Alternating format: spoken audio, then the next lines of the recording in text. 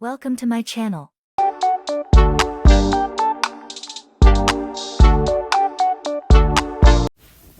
Hello everybody.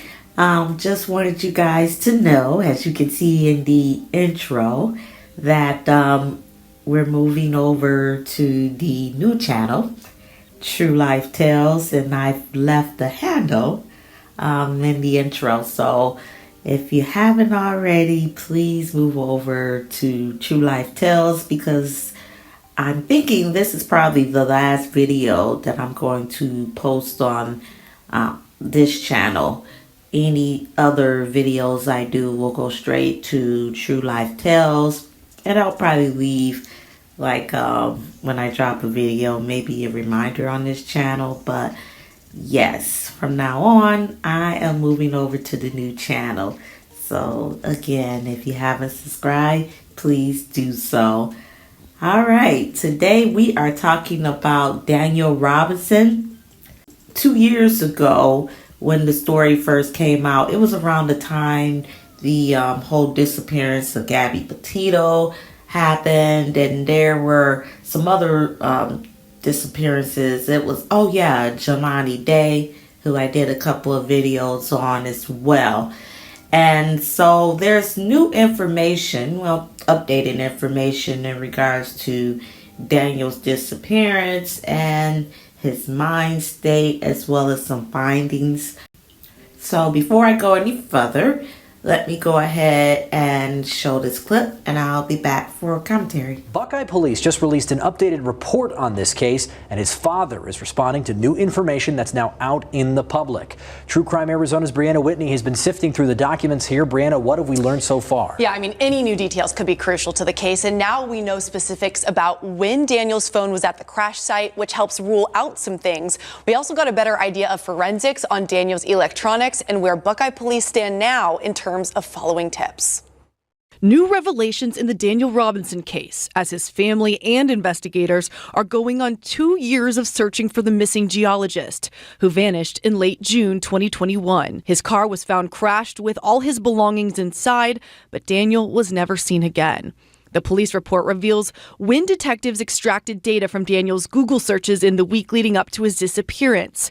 There were searches that stuck out, like "Love changed me," "delete Instagram account," "shooting Tempe," "explosion," and "I'm okay to do things I hate." But Daniel's dad, David, had just talked to his son on the phone and didn't hear anything alarming. Outside of the history for searching, things like that, he definitely did not display that openly. The new information in the report shows Daniel's phone at the crash site at 10:05 a.m. and it stopped tracking just after 10:30. That becomes very important with the other new details we learned a lot more about. A witness named Bill, who claimed to have seen Daniel in the area after he disappeared. Bill noticed Daniel's new Jeep and said he was wearing a reflective work shirt and boots. He also noticed Daniel was missing part of his arm, which is consistent with Daniel's disability. At first, his theory seemed to have been valid. And I even mentioned it in my family press conference that there was a second person that seen my son. But Bill claimed to have seen Daniel around 11:30 a.m., then changed his story to different potential sighting times, none that matched the data of Daniel's phone at the crash site by 10 a.m. The police report also cast suspicion that Bill may not have been truthful about a law enforcement background. Those was red flags for me.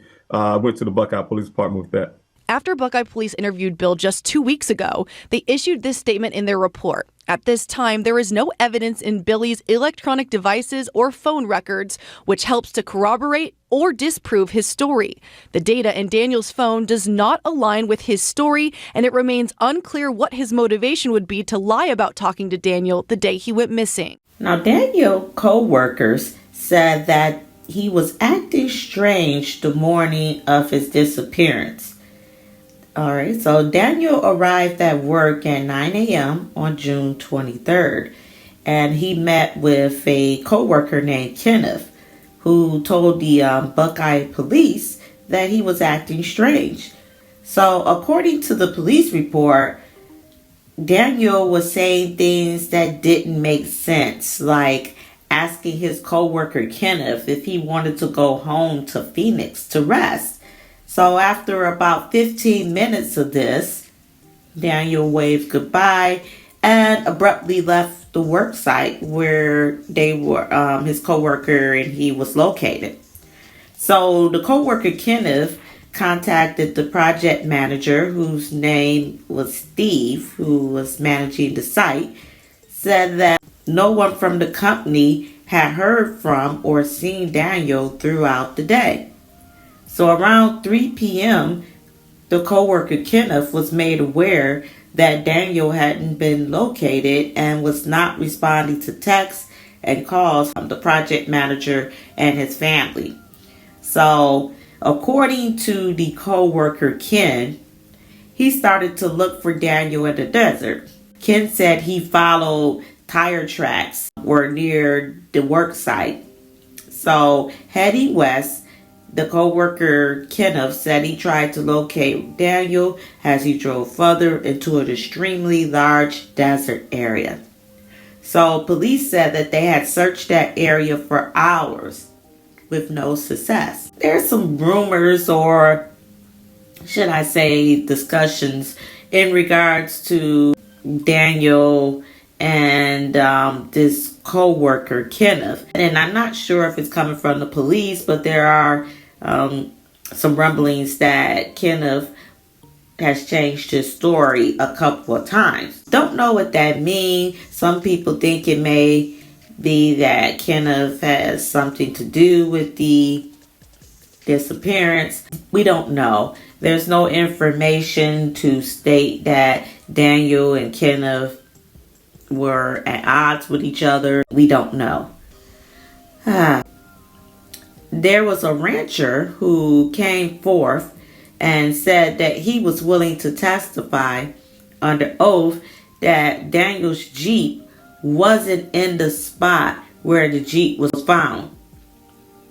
And he said that 2 days prior, that Jeep wasn't there. He said that there was a Jeep Renegade, the same color of Daniel's, being seen around about 100 yards away from the first well site 2 days before Daniel was found in the ravine. And it stated that the color of this Jeep Renegade, which is a Renegade Trailhawk, unique because there's not a ton of this model on the road. It says that on July 9th, map that the Buckeye Police released, it says that the Jeep was found on July 19th in the place that was already searched. The rancher said that 2 days before, it wasn't there. So there's a lot of rumblings in regards to, was this Jeep placed there after some kind of foul play was done? You know, that's another thing that we question. Daniel's dad also said that pictures from his Instagram was deleted shortly after Daniel's disappearance. The Buckeye Police Department had told Daniel Sr. to check his son's social media pages on June 24th. Now, Sr. confirmed to police that all of the photos on his son's Instagram had been deleted since his disappearance. According to the police report, Daniel's friends and family members and a waitress at a Waffle House that he visited 2 days before he disappeared reported odd behavior leading up to Daniel's disappearance. He was described as being off, like not really himself. So on the same day, his sister said that he had texted her and told her that it was an emergency, but had neglected to answer any of her calls in response to the text. So Daniel's father, Sr., also told police that Daniel was in love with a woman named Caitlin, who he had just met by delivering food to her via Instacart on June 12th, 2021. So apparently Daniel was delivering Instacart for extra money. And I'm curious about how much geologists get paid. But anyway, I'm sidetracking. Caitlin said she and her friend, who admit that they were drunk, invited Daniel to stay and hang out. So I don't know if Daniel took this the wrong way, as an invitation to Caitlyn wanting to be involved or wanting to get to know him. It says that Daniel accidentally left a canopy at her home and texted later to see if he could retrieve it. So Caitlyn told him to wait until she returned home because she was out of town. She said Daniel just popped up unannounced, and it was this visit to Caitlyn's house that he did was captured on her security footage. And she said that the last time she heard from him was on June 22nd, 2021. Now, Caitlyn says that Daniel began to become very creepy, sending her a text message of a heart emoji and a text message saying that he loves her. And a day later, he texted her saying he was outside of her home, which she became very concerned, as she should. And she was unsure why Daniel would fall in love with her because she didn't lead him on. And I found that to be weird too, because he had just met Caitlyn. He had only hung out with her that night he delivered her Instacart order. So how can you fall in love with someone that you met one night? That's really weird. I don't get that. So the last thing he texted her was, "The world can get better, but I'll have to take all the time I can, or we can, whatever to name it. I'll either see you again or never see you again," which is really weird. And then as I'm reading through this and as I was doing my research, it made me wonder, was Daniel suffering from some kind of undiagnosed schizophrenia or some kind of psychosis or something? I don't know. It's really weird because that is very weird behavior. Daniel's sister said that one time she had he came over to her apartment and he just sat in silence for 30 minutes before getting up and leaving. Now, the dad singer also told the police that in the weeks leading up to his disappearance, Daniel had told him that he met a woman and was in love with her. So I assume this is Caitlyn. And singer said he found this strange since his son didn't appear to know anything about the woman. And that is very strange. It makes you think like maybe he was going through some kind of mental crisis or something. I do know with schizophrenia, a lot of times the onset comes on when the person is like in their late teens, maybe early 20s. I don't know if that could be a possibility for Daniel. He definitely wasn't a teen and he's a little older. So I don't know. But I found it really weird. So a co-worker also told police that Daniel had mentioned something about a girl, specifically about wanting a woman he liked and he couldn't have her. But overall, the co-worker said he really wasn't making sense when he was talking about her. So I don't know if maybe when he was talking about Caitlyn, I assume this is who he's talking about.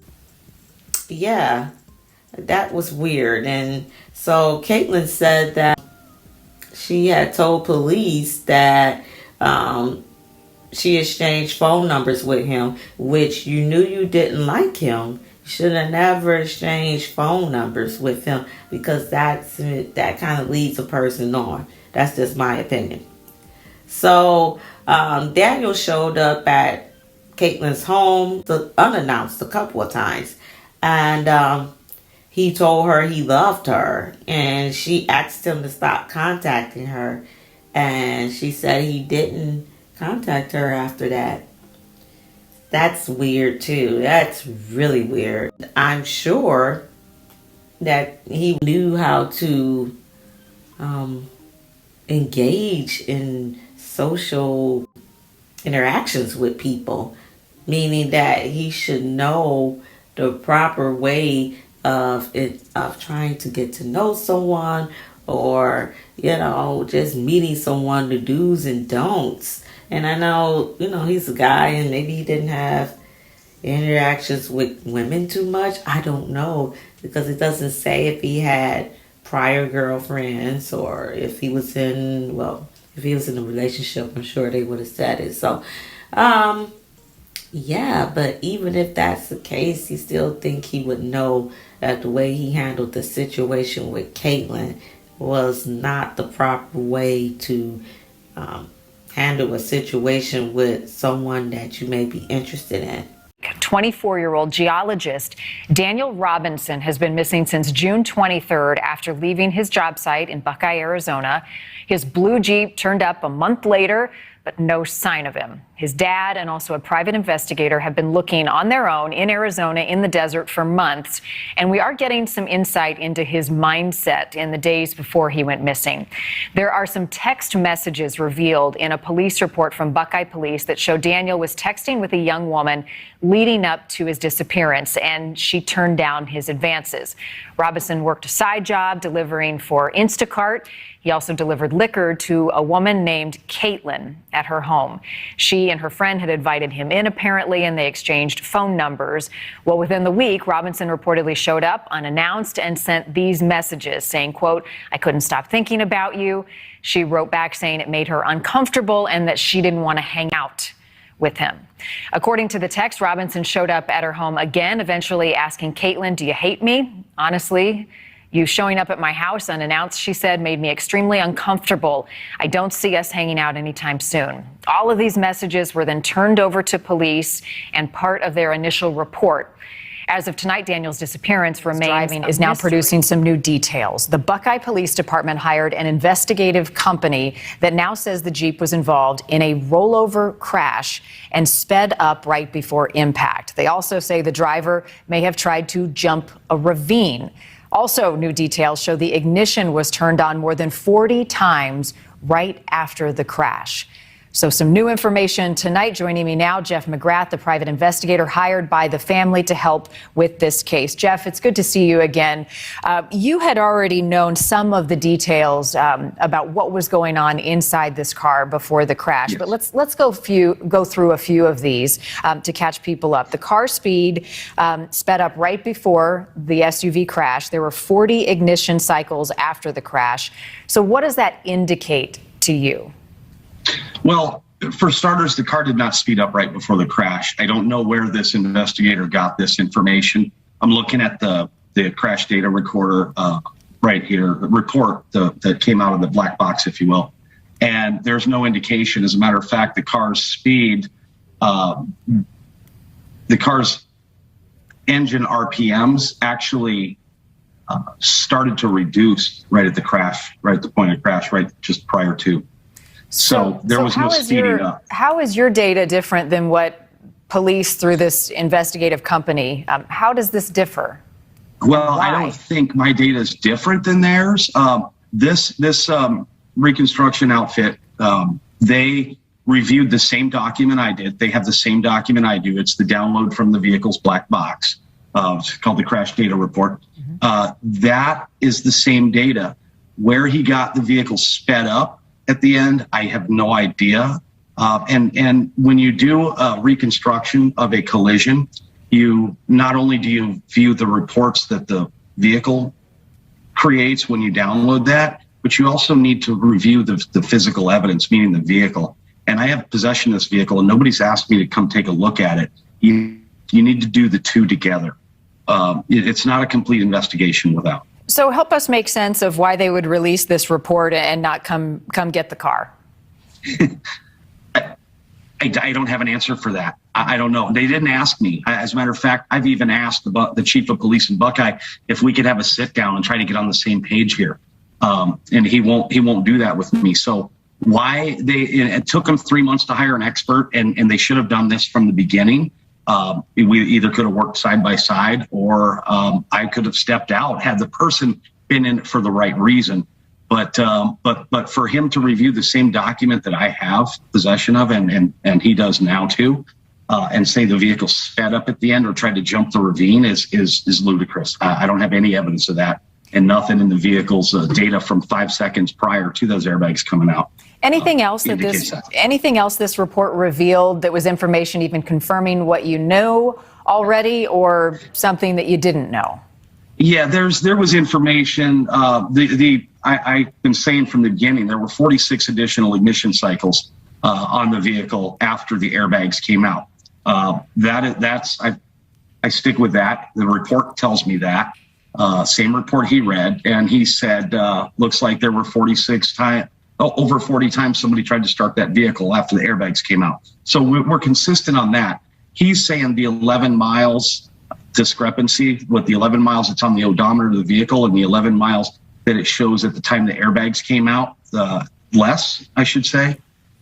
He's saying that's not an anomaly, that's a natural occurrence, but yet he had to search around through chat groups of reconstructionists to see if he could find somebody that's ever encountered this, because I've been doing this since 2004 and I've never encountered that discrepancy like he says is so normal by Jeep. So to the point to where, go ahead. Yeah, to the point to where now I think I want to go out and I want to download 10 random Jeeps and compare those mileages just to see if there's anything off on there. I have an idea what my findings are going to be. Yeah, it sounds to me, Jeff, as though you are not at all confident in the police work to this point, and certainly not this latest report revealing some of the intricacies of the black box of the car. I'm wondering, though, based on all of the evidence you have gathered, we were just showing pictures of Daniel on the screen. He's been missing since late June. His Jeep was found in July. Do you have any theories right now on what you have as to what happened to Daniel? You know,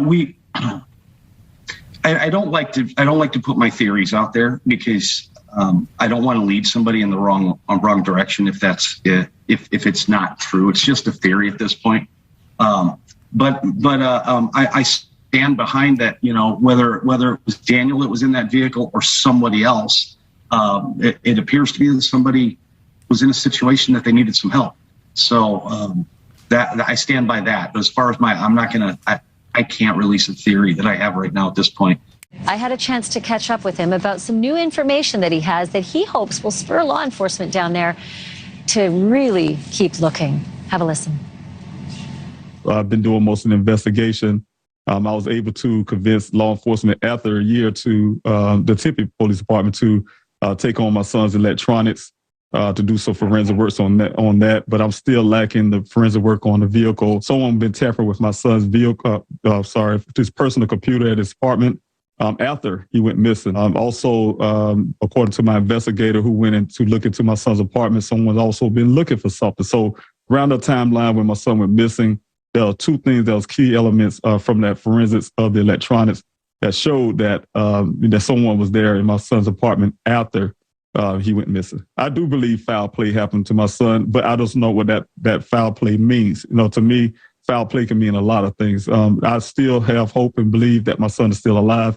It is a matter of time that I find him, whether it's a rescue situation, but I will find my son alive. I really have faith in that.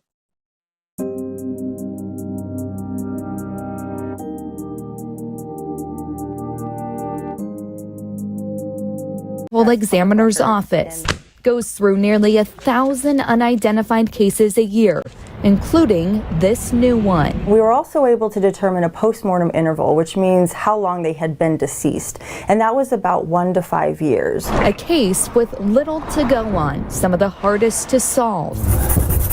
That's why it takes a different type of tip to solve these cases. Steve Missel with just a tip of a pencil. This is a mystery skull.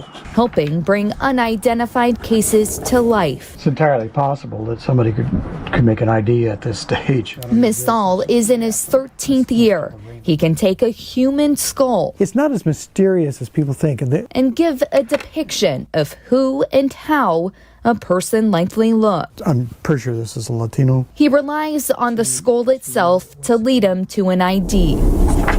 First, an anthropologist helps determine the gender as well as ethnicity. This is all cartilage in here. Misal usually resculpting what's missing from a skull. He then places tissue depth markers around the skull and uses the 14 facial bones to map out the depth, size, and location to help create a person's facial structure. The age can be determined a lot by wear and tear on the teeth. And that's how he's able to turn that missing cranium in the desert into him. You think about him. Masal says focus on the facial features, not so much on the hair. Because that we don't know. I did a generic hair, but the shape of the face and the size of the eyes, the fact that the nose maybe got broken, but if not, it's a little crooked. And while the ME's office has a possible lead on who this man is, if a positive ID is made, next is trying to figure out how and why was this man left to die in the desert. We are hoping to find more of the remains, but according to the missing persons report, we just don't really know at this point, and we don't have a lot to go off of. The disappearance of Daniel Robinson is very strange. I mean, like one of the strangest disappearances because of all the different pieces that don't really connect. And there's so many questions and so many, red flags, and given that a body hasn't been found, that makes it even more mysterious. So my heart goes out to Daniel's dad. I mean, this guy is a trooper. He's been fighting the fight. He's been looking for his son nonstop for 2 years, and he's said he's not going to stop. And I think that's what it's going to take to finally find the answers. And I truly hope that he finds the answers soon, and that he's able to know exactly what happened to Daniel, or find Daniel, hopefully alive. So I will definitely keep you guys updated on any other new information that comes out.